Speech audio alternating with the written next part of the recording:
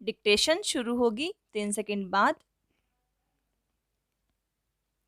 एक देश एक राशन कार्ड, कॉमा, एक देश एक ग्रिड, कॉमा, एक देश एक परीक्षा संभव है तो एक देश एक पाठ्यक्रम क्यों नहीं हो सकता? स्टॉप। सबको शिक्षा की संवैधानिक गारंटी देने वाले देश में स्कूल, कॉमा, बोर्ड, कॉमा, परीक्षा और पाठ्यक्रम के स्तर पर भेदभाव क्यों है? स्टॉप। क्यों देश के 5% बच्चे तुलनात्मक रूप से श्रेष्ठ केंद्रीय शिक्षा बोर्ड से शिक्षा हासिल करते हैं और 95% अलग अलग राज्यों के बोर्ड पर निर्भर हैं? स्टॉप। नई शिक्षा नीति बुनियादी रूप से सभी स्कूलों में शिक्षा, कॉमा, पाठ्यक्रम और परीक्षा प्रणाली में एकरूपता की वकालत करती है। स्टॉप। संयोग से हाल में शिक्षा एवं बाल मामलों से जुड़ी एक संयुक्त संसदीय समिति ने केंद्र सरकार का ध्यान विविध शिक्षा बोर्ड एवं परीक्षा प्रणालियों से निर्मित होने वाली व्यावहारिक परेशानियों की ओर आकृष्ट किया है। स्टॉप। अभी देश में केंद्रीय माध्यमिक शिक्षा बोर्ड और Indian certificate of secondary education के रूप में केंद्र सरकार के शिक्षा बोर्ड कार्यरत हैं। स्टॉप।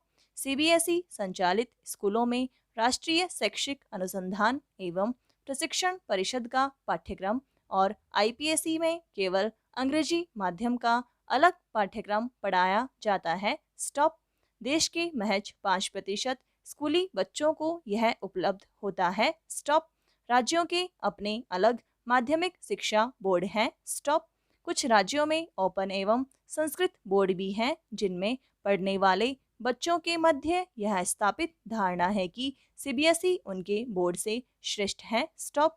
अभिभावकों के स्तर पर भी यही मानसिकता काम करती है। Stop para.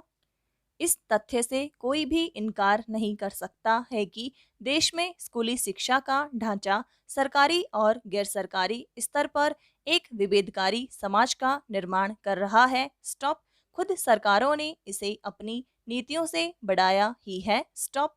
केंद्र सरकार अगर अपने कार्मिकों के लिए केंद्रीय विद्यालय संगठन के जरिए सीबीएसई नियंत्रित पाठ्यक्रम और परीक्षा प्रणाली का संचालन कर सकती है और अन्य सक्षम लोगों के लिए निजी स्कूलों के जरिए ऐसी सुविधा उपलब्ध कराती है, कॉमा, तब सवाल यह कि देश के शेष बच्चों को सीबीएसई या आईसीएसई जैसी प्रतिस्पर्धी शिक्षा व्यवस्था से वंचित क्यों रखा जाए? स्टॉप। क्यों कुछ राज्यों के बच्चे अन्य राज्यों के बच्चों या सीबीएसई संबद्ध बच्चों से प्रतिस्पर्धा नहीं कर पाते हैं? स्टॉप। जवाब राज्यों के बोर्ड का सरकारी ढर्रे पर चलना है। स्टॉप।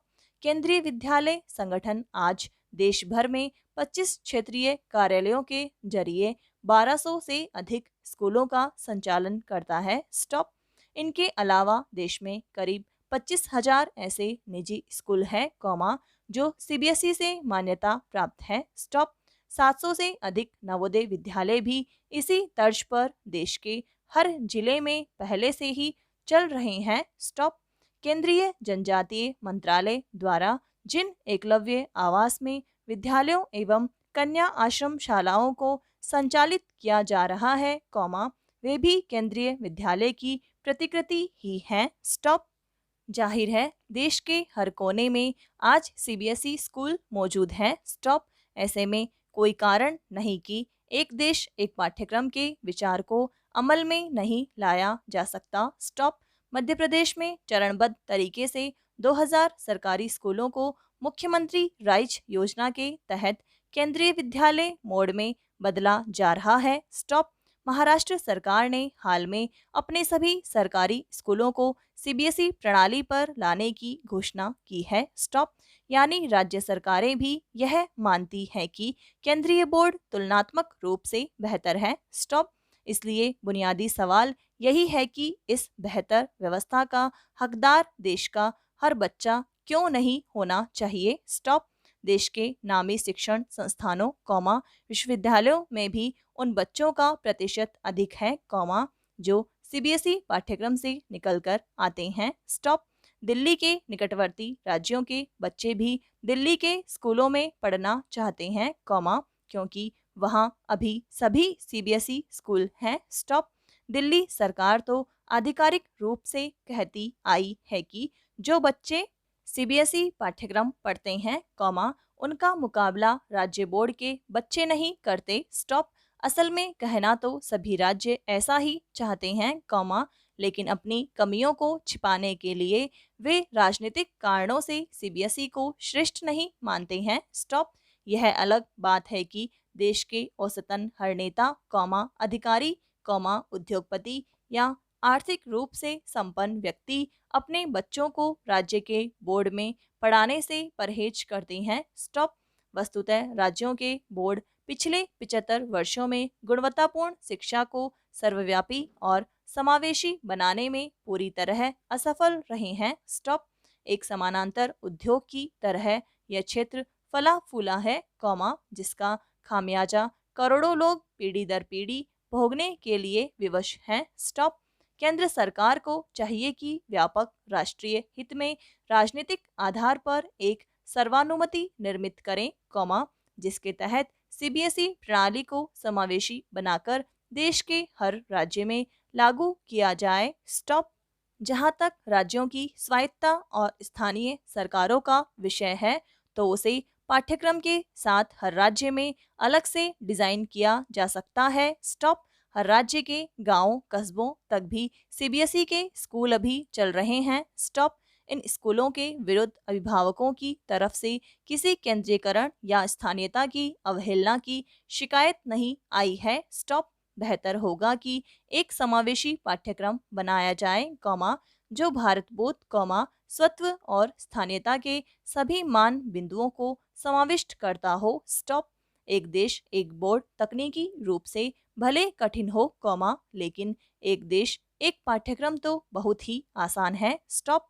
यह अपेक्षित कार्य आने वाली पीढ़ियों को न केवल उत्कर्ष में सहायक होगा, बल्कि सामाजिक न्याय के नजरिए से भी सशक्त और श्रेष्ठ भारत की आधारशिला का काम कर सकता है। स्टॉप। पैरा। मनुष्य में 5 भावनाएं प्रमुख रूप से पाई जाती है। स्टॉप। काम, क्रोध, लोभ, मोह और ईर्ष्या। स्टॉप। इनमें क्रोध की भावना बहुत ही प्रबल होती है। स्टॉप। क्रोध पूरे जीवन मनुष्य को घेर कर रखता है। स्टॉप। न उम्र की मर्यादा करता है, न ज्ञान की। स्टॉप। कब, कहाँ और किस पर उत्पन्न हो जाए, कहा नहीं जा सकता। स्टॉप। क्रोध के जन्म लेते ही बुद्धि और विवेक का लोप हो जाता है। स्टॉप।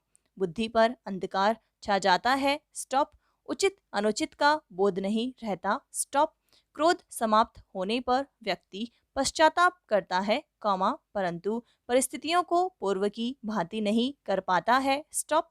किसी भी कारागार में जाकर देख लीजिए। स्टॉप। अधिकांश अपराधी अपने क्षणिक आवेश या क्रोध का परिणाम भुगत रहे हैं। स्टॉप। वास्तव में किसी भी काम को बार बार करने से वह हमारी आदत बन जाती है। स्टॉप।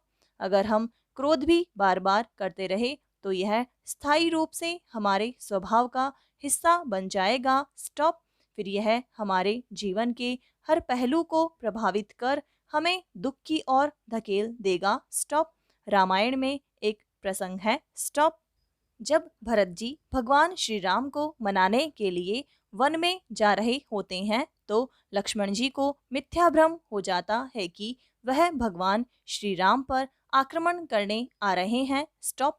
वह देव पुरुष भरत जी के लिए लोभी और लालची जैसे अनुचित शब्दों का प्रयोग करते हैं, पर जब उन्हें सच्चाई पता लगती है तो उनके पास पश्चाताप के अलावा कुछ नहीं बचता है। स्टॉप।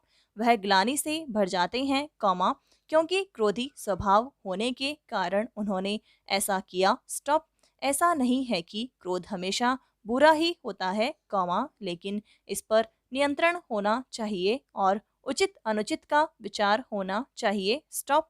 महाभारत में भीष्म पितामह ने उचित समय पर क्रोध नहीं किया, जिसकी वजह से उन्हें बाणों की शैया मिली। स्टॉप। वही जटायु ने उचित समय पर रावण के ऊपर क्रोध किया, इसलिए वह भगवान श्री राम की गोद के अधिकारी बने। स्टॉप।